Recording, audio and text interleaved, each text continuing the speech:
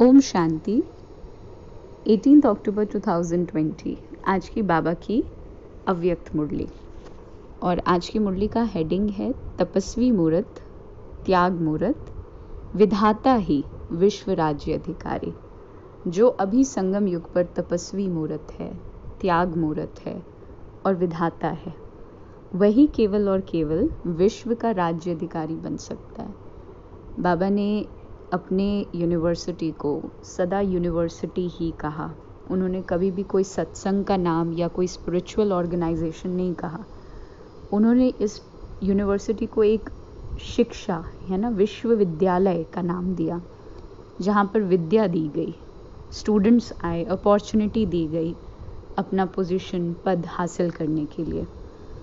तो बाबा ने आज हम लोगों को टाइटल क्या दिया? ये जो यूनिवर्सिटी है, ये यूनिवर्सिटी रमणीक क्यों है? क्योंकि बाबा जो हमारा बाप है वही हमारा टीचर भी है और आज वही हमारा क्षमा भी है ना। बाबा कहता है कि मैं क्षमा हूँ, रूहानी क्षमा। तो आज वो रूहानी क्षमा अपने रूहानी परवानों को देख रहे थे। बाबा ने आज की मुरली में कई बातें हम सबके सामने रखी। एवर रेडी की बात कही। बाबा ने कहा कि विघ्न विनाशक तो बन गए, और जो विघ्न विनाशक बना वही मधुबन निवासी है। बाबा कई बार कहता मधुबन निवासी केवल वो नहीं जो मधुबन में रहते हैं। एक बार की 1970 की अव्यक्त मुरली में, एक मुरली में बाबा कहते हैं कि मधुबन निवासी अर्थात जो मधु शब्द कहाँ से आए? मधु, मीठा है ना। तो मधुबन है ना, मिठास। अगर जीवन ही मधुबन बनता है। मधुबन केवल एक वो रिस्ट्रिक्टेड मधुबन की बात नहीं है जहाँ पर जाके समर्पित होने के बाद मधुबन निवासी कहलाते हैं। बाबा मधुबन को केवल एक फिजिकल एंटिटी से रिलेट नहीं करता।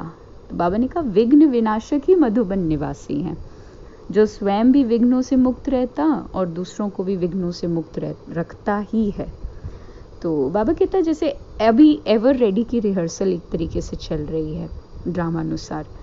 छोटी छोटी बातें जो ट्रेलर के रूप में हमारे सामने आती रहती हैं, उस समय ड्रामा एक्यूरेट है ये बात वही कह पाएगा जिसके मन में स्नेह होगा, एफेक्शन होगा, ज्ञान की संपूर्ण धारणा। और ज्ञान की धारणा का आधार बाबा से प्रेम ही है।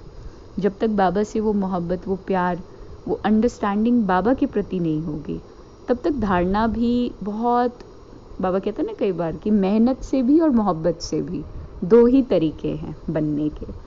तो मेहनत से बनेंगे तो क्षत्रिय, मोहब्बत से बनेंगे तो देवता, है ना।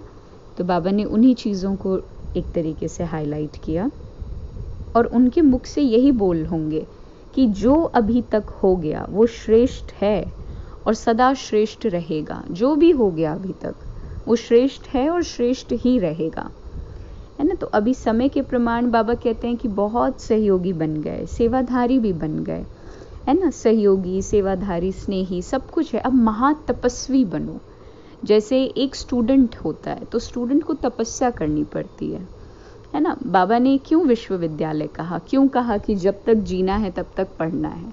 बिकॉज स्टूडेंट लाइफ खुद में ही एक तपस्या का जीवन है ना। एक स्टूडेंट से अपेक्षा की जाती है कि वो दुनिया के हर डिस्ट्रैक्शन से खुद को समेट करके रखे।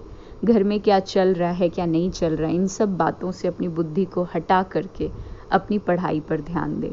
उस समय किसी भी प्रकार की विवाह की बात, शादी की बात, ये सारी चीज़ें नहीं की जाती।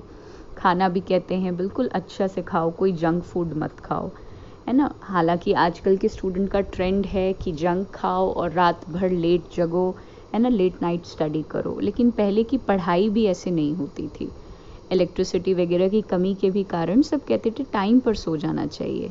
और इनफैक्ट जो हम लोगों के प्रोफेसर्स और टीचर्स हैं जो अब 80+ या 70s में हैं, उनका भी यही कहना कि वो लोग भी अपने टाइम में लेट नाइट स्टडी के हैबिट में कभी गए ही नहीं थे। तो ड्रामानुसार आज की डेट का स्टूडेंट लाइफ भी ऑपोजिट हो गया, लेकिन एक आइडियल स्टूडेंट लाइफ ऐसा ही होता है। और देखा जाए तो बाबा भी तो यही चीज़ें शिक्षा के रूप में देता है। बस डिफरेंस ये है कि वो स्टूडेंट लाइफ हद की होती है और ये स्टूडेंट लाइफ एक पूरे जन्म की है। जब तक जीना है तब तक पढ़ना है। यही तपस्या है। एक विद्यार्थी का जीवन है ही तपस्वी स्वरूप। हर तरीके की बात से बुद्धि को समेट कर अपनी पढ़ाई में लगाना। तो हर तरफ की बात से बुद्धि को समेट करके बाबा ने जो पढ़ाया, कि बाप क्या है, बाप टीचर है, तो टीचर ने जो पढ़ाई, बाबा कई बार कहते हैं ना कि अगर पढ़ाई से प्यार है, अगर मुरली से प्यार है तो मुरलीधर से भी प्यार है ना। अगर पढ़ाई से प्यार है तो पढ़ाने वाला याद रहेगा, अगर पढ़ाई स्मृति में है तो टीचर भी याद आएगा। ये सब युक्तियाँ, बाबा ने कई युक्तियाँ बताई हैं रिमेम्बरेंस की।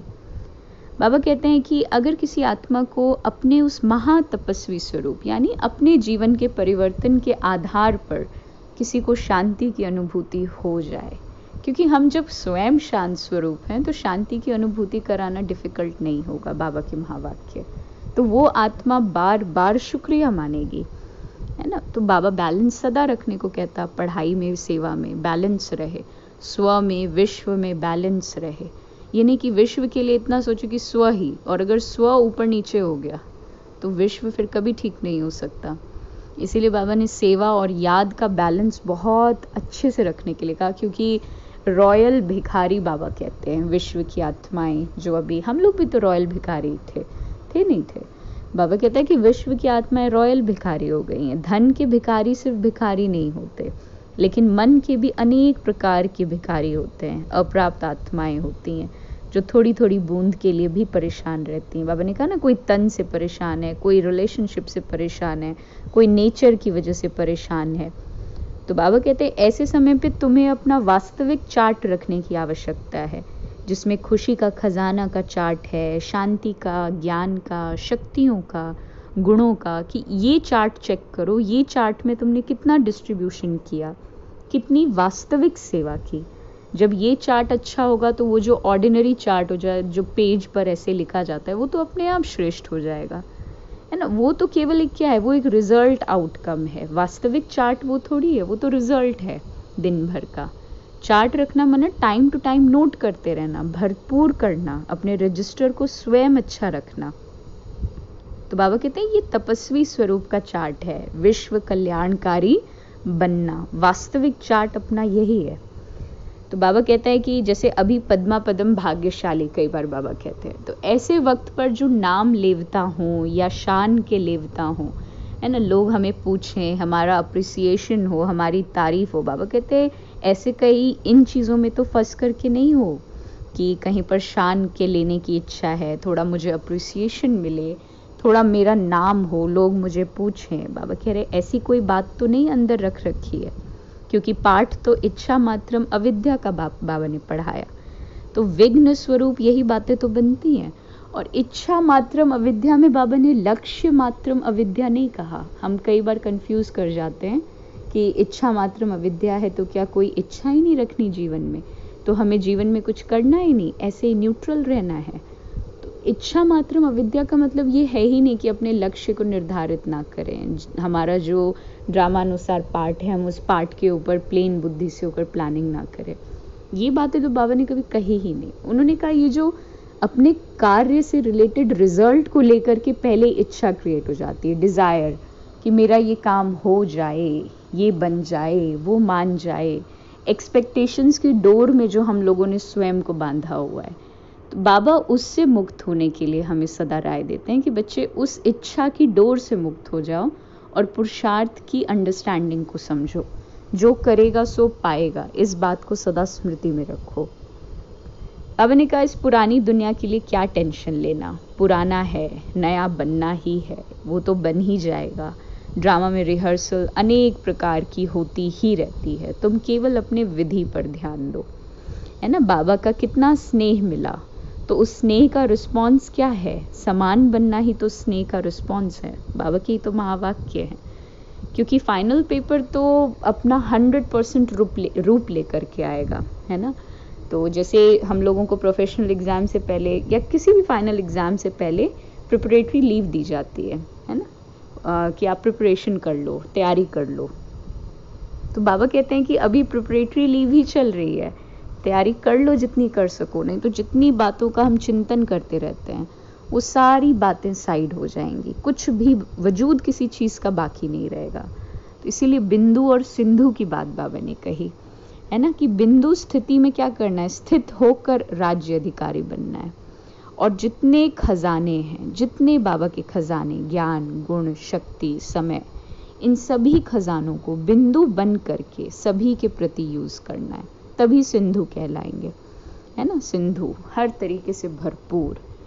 तो बाबा कहते हैं कि ये जो श्रेष्ठ संकल्प हैं तुम्हारे, बाबा का जो छत्र छाया है, तो उन संकल्पों को इतना श्रेष्ठ रखो कि संकल्प के माध्यम से भी इस छत्र छाया से तुम बाहर ना जा सको, क्योंकि संकल्प एक ऐसा, कह लीजिए, पांव है जो कि बाबा से अलग करने के लिए निमित्त बन जाता है। ये संकल्प ही तो हैं जो इधर उधर भागते रहते हैं। विचार सागर मंथन के लिए बाबा ने कभी मना नहीं किया है, बाबा ने कभी संकल्प सागर मंथन भी नहीं कहा। ये समझना है, संकल्प और विचार आर टू डिफरेंट थिंग्स। संकल्प, बाबा कहता है एक संकल्प में स्थित हो जाओ, और बच्चे विचार सागर मंथन करो। संकल्प माना डायरेक्शन, और विचार सागर मंथन मतलब उस डायरेक्शन में थॉट प्रोसेस, है ना। तो हमारे डायरेक्शंस ही तो बदलते रहते हैं, डिस्ट्रैक्ट होते रहते हैं। कभी हमारा डायरेक्शन देह, कभी देह के पदार्थ, कभी देह के संबंध संपर्क, कभी देह के कर्तव्य, कभी देह का कोई कार्य, इन्हीं चीज़ों से बदलता रहता है। और बाबा कहता है कि एक डायरेक्शन बनाओ, मेरा तो एक शिव बाबा, दूसरा ना कोई, और उसी में अपने विचारों को फ्लो करने दो। यही तो योग है, यही मेडिटेशन है। मेडिटेशन कोई विजुअलाइजेशन का नाम कभी था ही नहीं, अगर बाबा की मुरलियों के आधार पर ये स्टेटमेंट दे तो। और शिव बाबा ने फिर जैसे एक बड़ी खूबसूरत बात कही कि हम लोगों को ऐसी बादशाही प्राप्त होती है जो किसी बंदूक से मार करके छीनी नहीं जा सकती, स्वराज्य की, खुशियों के खजाने की, क्योंकि हम खुशी के सागर की संतान हैं। तो बाबा ने कहा कि खुशी कभी गायब तो नहीं होती, और खुशी की प्राप्ति होती ही ज्ञान के आधार पर है। एक ज्ञानी तू आत्मा ही, पवित्र तू आत्मा, शांति तू आत्मा, सुखी तू आत्मा, संपन्न तू आत्मा, प्यारी तू आत्मा, सारी वही बन सकती है जो ज्ञान से अपने बुद्धि रूपी झोली को भरपूर रखे। फिर शिव बाबा ने जैसे डायमंड की बात की, है ना।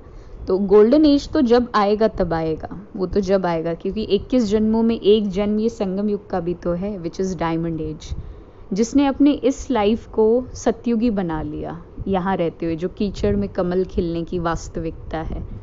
तो उसके आगे आने वाले 20 जन्म अपने आप सॉर्टेड रहेंगे, वो बाबा जाने। बाबा कहता है 20 तो क्या, द्वापर युग के भी जो आगे आने वाले जन्म होंगे वो सब बाबा इंश्योर कर देगा, है ना। ईश्वर क्या करेंगे, ईश्वर इंश्योर कर देंगे, अंदर से श्योरिटी दे देंगे आत्मा को, है ना, आत्मिक श्योरिटी दे देंगे, तो इंश्योर हो जाएंगे, है ना।